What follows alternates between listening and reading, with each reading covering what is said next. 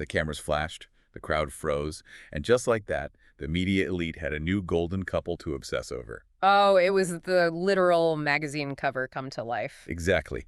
Picture the scene, if you will. It is July 2015, a picturesque sun-drenched wedding in Montecito, California. You have two highly successful, impossibly glamorous TV news anchors saying, "I do," seemingly destined for a perfect Hollywood-style romance. Two people at the absolute top of their incredibly competitive field, merging their lives and their brands. Right, and they eventually move into a shared $4 million mansion in Connecticut. It is the absolute pinnacle of a curated, glossy public image. Fast forward 10 years to 2025, though, and that entire script gets totally shredded. Torn to shreds. That gorgeous Connecticut mansion is now a legal battleground. The headlines are screaming our top story today. Oh. Liz Cho's divorce war just got UGLIER private texts ordered. Welcome to StarScope Report. Join us as we uncover Hollywood drama, music industry shakeups, and viral influencer scandals. From red carpet surprises to social media controversies, we dive deep into the stories behind the fame. And today's deep dive is, it's a messy one. It really is. These two polished anchors are no longer exchanging vows. They are fighting in court over, and I'm not making this up, who gets to pack grapes in a child's school lunchbox. Yeah, and one of them discovers their life-altering separation is official, not through some heartfelt sit-down conversation, but through an automated customer service call from the cable company. It's a staggering contrast. You go from a highly controlled public narrative to the incredibly raw, incredibly messy reality of a high-conflict separation where, every single mundane detail is suddenly thrust into the public record. Which is exactly what we're going to explore for you today. We are pulling from a fascinating stack of sources. We've got the celebrity gossip angle from Page 6 and Reality Tea. Plus the mainstream media analysis from the Economic Times and Awful Announcing. Right. And, crucially, we are filtering all of this drama through the legal framework of high-net-worth divorces provided by Weinreeb Law. We want to use their messy separation as a sort of masterclass in how these high-net-worth divorces actually function mechanically. Because that legal framework is going to be the engine of our analysis today. We're looking past the tabloid sensationalism to see what's actually happening in the courtroom. Exactly. This is the exact intersection where intense emotional grievances collide head-on with ruthless financial forensics. So let's establish the players for you. Liz Cho has been a fixture in New York journalism for decades. Oh, yeah. She's been with WABC TV's Eyewitness News since 2003, right? Anchoring the major evening broadcasts. Since 2003, yeah. She is a steady, reliable staple of the New York media market. Yeah. Josh Elliott, conversely, was widely considered the golden boy of broadcast news for a specific era. He met Cho in the early 2010s when they both worked in the ABC News ecosystem. But Elliott was known for moving rapidly and sometimes controversially between major networks. Yeah, he went from ESPN to ABC's Good Morning America, then jumped to NBC, and finally to CBS. A lot of bouncing around. A lot. So the timeline of the breakdown starts in June of 2025. After a decade of marriage, Elliott files for divorce in Connecticut, citing an irretrievable breakdown of the marriage. Standard legal jargon. Right. Then Cho responds with a cross-complaint in November 2025, citing the exact same thing. But the details tucked inside these legal filings, that's where the story takes a turn into the bizarre. I call it the weaponization of the mundane. That is the perfect way to describe it. The strategy of taking everyday domestic life and just turning it into legal ammunition. I mean, we are talking about literal fruit here. According to the court filings, Elliott claimed they had a heated confrontation simply because he tried to pack grapes in a child's school lunch. Grapes. Grapes. Cho allegedly reacted angrily, insisting those grapes belonged to her and he wasn't allowed to use them. And this reportedly happened in front of a child. I can't wrap my head around people who are paying thousands of dollars an hour to high-powered attorneys using that billable time to document a fight over grocery store produce. It feels like pure spite making its way into a sworn affidavit. On the surface, fighting over a handful of grapes sounds entirely absurd. But you have to look at what that anecdote represents strategically in the context of a legal battle. Right, like what's the underlying goal? It is rarely just about the fruit. It's about establishing control, boundary violations, and proving that a domestic environment has become so hostile that every single interaction is a flashpoint. Yeah, makes sense. Yeah. Elliott's filings also allege she restricted access to parts of the home and interfered with routine activities. By putting the grape incident on the record, his legal team is trying to paint a picture of an erratic, unreasonable environment. which plays directly into the next major escalation. Cho claimed Elliott was arranging a moving truck completely behind her back. Oh, this part is wild. It really is. According to the reports, she was on a planned vacation in January with her teenage daughter, a daughter from her previous marriage to Evan Gottlieb. Right. So while she was out of town, she claims Elliott brought a moving truck to their marital home, emptied out furniture from the basement, and took their 2 Portuguese water dogs without her consent.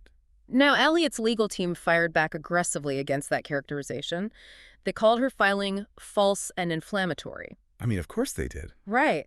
They admitted he took items to furnish new place, justifying it by saying the shared living space had become entirely hostile, but they firmly denied he took any jewelry or did anything legally improper during the move. But the way she allegedly found out he had officially moved out and signed a new lease is, I think, the most dystopian detail of this entire saga. It's so modern and so bleak. It wasn't a formal letter from his lawyer.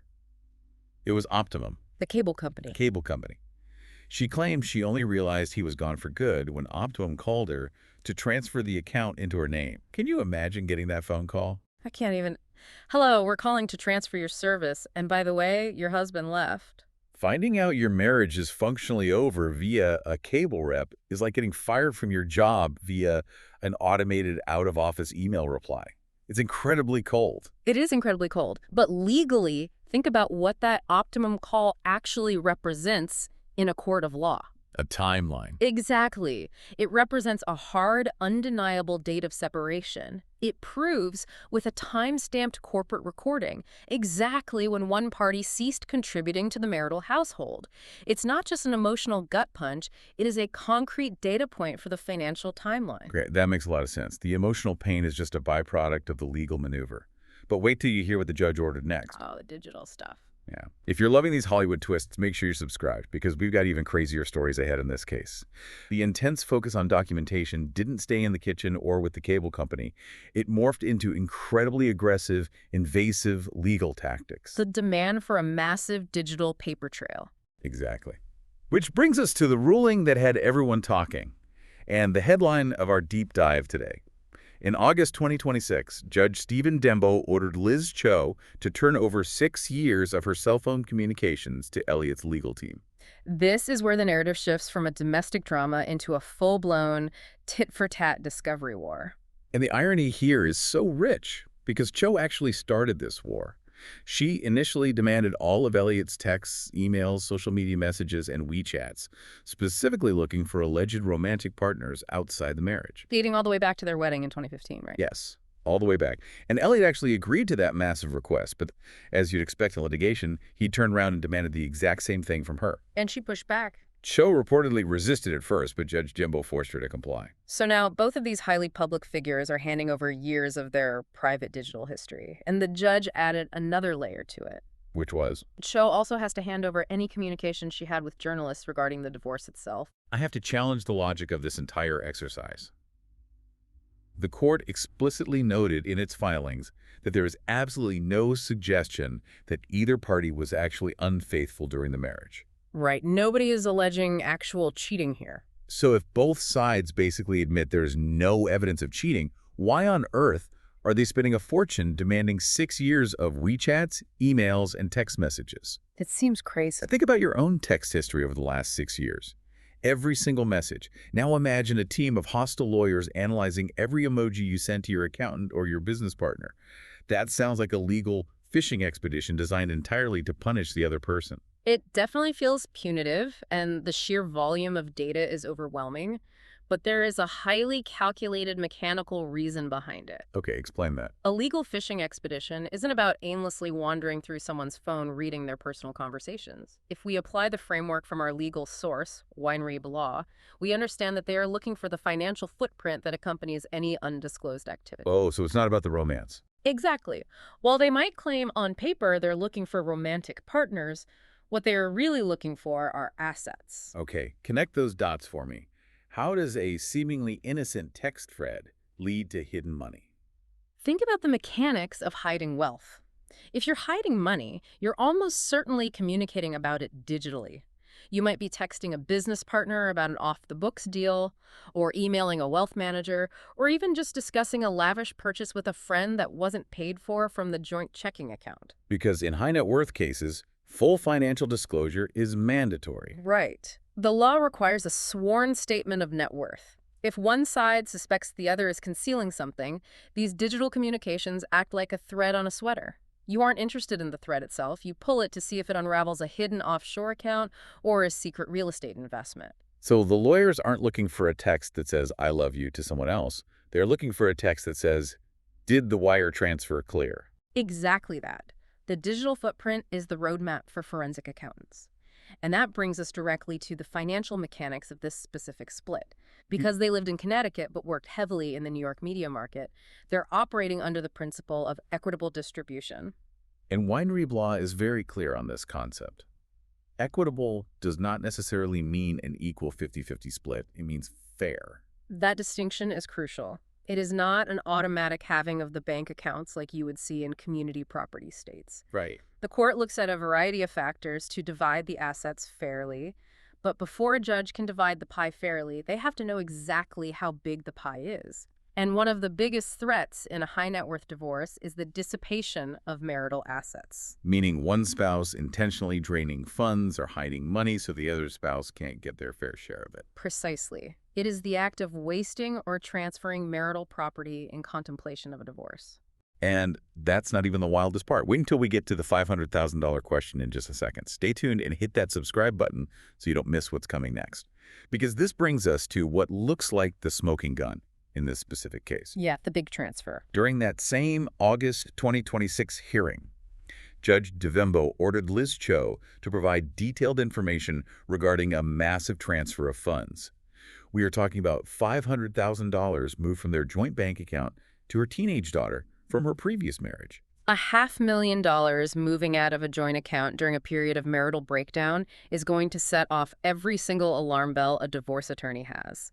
This is a textbook example of why those forensic accountants we mentioned are so critical. But this is where the concept of dissipation gets really murky for me. Any parent would want to set up their child for the future. Sure. How does a judge objectively distinguish between a mother generously providing for her child's future, maybe setting up a college fund or a trust, versus a spouse maliciously draining a joint account just so her soon-to-be ex-husband can't touch it? Well, the court doesn't look at the transfer in a vacuum. They look at intent and timing. Okay. The judge will examine the established pattern of the marriage. Did this couple routinely transfer large sums of money to the children? Was this specific $500,000 transfer discussed and agreed upon by both parties beforehand? And if it wasn't? If the transfer happened right around the time the marriage was breaking down and it was done unilaterally without the other spouse's knowledge, a judge is highly likely to view it as a dissipation of assets, regardless of who the recipient was. So if the judge decides it was a malicious transfer to hide the money, do they force the teenage daughter to give the money back? Usually no. Retrieving funds from a third party is incredibly complicated. Instead, the court uses a mathematical mechanism called an offset. Break that down for me. Let's look at the math. Imagine the couple has a total of $2 million in a joint account. Under equitable distribution, let's say the judge decides a fair split is 50-50, so they should each get $1 million. But the court finds that Cho improperly dissipated $500,000 by giving it to her daughter. So she essentially took $500,000 of his potential money. Right. So to make Elliott whole, the judge will offset her share of the remaining assets. Instead of getting her $1 million from the remaining pot, the court subtracts the $500,000 she already took. Oh, I see. Yeah, she gets $500,000, and Elliott gets his full $1 million plus the remaining $500,000 to make up for what was dissipated. The math ensures the innocent party isn't penalized by the other's financial maneuvering. That mathematical balancing act makes complete sense. It is also worth noting that the court doesn't just act as a rubber stamp for every aggressive request these lawyers make. There are strict limits. Cho did secure a partial victory in that August hearing because Judge Dembo firmly denied Elliott's demand for a broad collection of documents that Cho's legal team plans to use at trial.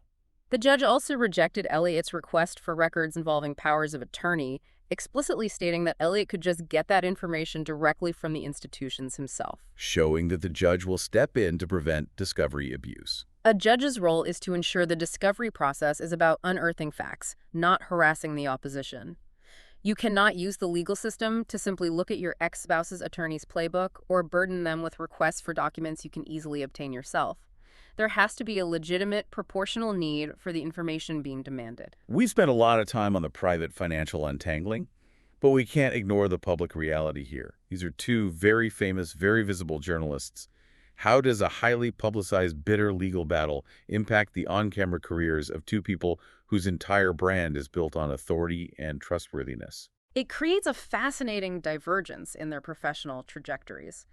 On one side, Liz Cho has seemingly weathered the storm. Yeah, she remains a steady, authoritative fixture anchoring the news in New York. She's maintaining her career stability, though she is reportedly footing the bill solely for that $4 million Connecticut mansion while the divorce proceedings drag on. Josh Elliott's career, however, has been incredibly turbulent long before this divorce hit the tabloids. He was famously ousted from CBS back in 2017 after a deeply awkward situation where he announced his own promotion on air before it was actually finalized with network executives. Yeah, they fired him days later. Since then, his last major stable gig was a brief 4-episode series for National Geographic all the way back in 2018. And this came up in court, right? It did. In fact, Cho's legal team actually requested proof of his resume and his job hunt during these divorce proceedings. Asking your ex for a log of their job applications feels incredibly patronizing. It might feel patronizing, but again, it ties directly back to a specific legal mechanism: imputing income. Imputing income. Yeah. In a high net worth divorce, if one spouse isn't working, the court wants to know if they are genuinely incapable of finding employment or if they are intentionally remaining underemployed to manipulate alimony or support calculations. Oh. By demanding his resume, Cho's team is trying to prove he has the earning capacity of a major network anchor and shouldn't be treated financially like someone who is unemployed.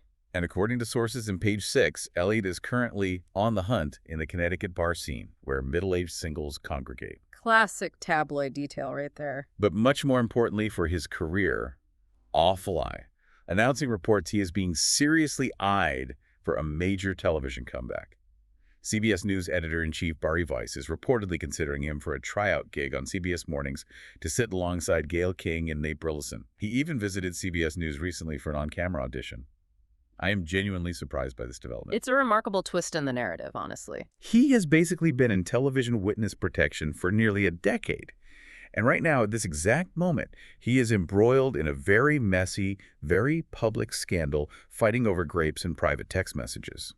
A decade ago, news anchors had to be absolutely pristine, untouched by scandal. Very true. So I have to wonder, in today's media landscape, does the old saying, all press is good press, actually apply to broadcast journalists? It is a massive, calculated risk by the network, and it highlights how much the media landscape has shifted. You're correct that historically, the anchor chair required a pristine public image. But today, we live in an attention economy. Right. Name recognition and the ability to generate engagement are highly valuable commodities, sometimes even more valuable than an unblemished record. Engagement over purity. Even if the audience is clicking just to see the guy from the messy tabloid divorce, they are still clicking on the network's broadcast. Exactly. While a network executive wouldn't actively want their anchor embroiled in a tabloid divorce, the reality is that Elliott still holds a recognizable brand from his peak years at ESPN and Good Morning America. Yeah, people remember him. The executives might be wagering that the public's memory is short regarding the 2017 firing, and that a little bit of current notoriety might actually draw curious viewers to a morning show tryout. If he performs well on camera, the personal drama eventually fades into the background. But it certainly adds a layer of immense pressure to an already fraught situation, trying to launch a network comeback while simultaneously fending off forensic accountants analyzing your 6-year-old text messages. It is a high-wire act for everyone involved. To bring this full circle for you listening, what started as a fairy tale media romance in Montecito has devolved into a stark cautionary tale.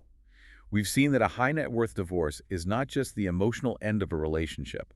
It is a forensic excavation of your entire life. The digital and financial paper trails we leave behind during a marriage don't just vanish when the relationship ends. They live forever in court documents. Which leaves me with a chilling concept for you to ponder regarding modern marriage. We live in an era where literally everything is recorded. Every single text message you send, every Venmo transfer you make to a friend, every automated cable bill you pay, and yes, even the lunchbox you pack at all creates data. Every single piece of it. So is true privacy within a marriage just an illusion now? If things go south, you have to realize that your entire digital life over the last decade isn't just your private memory. It is Exhibit A. The perfect Hollywood romance might look flawless on the surface, but underneath, the X-ray machine is always running. It's a brave and highly documented new world for the brokenhearted. You've been listening to StarScope Report, where Jordan and Jamie uncover the stories shaping Hollywood, music, and pop culture. Thanks for tuning in, and don't forget to subscribe for more stories that keep the stars shining.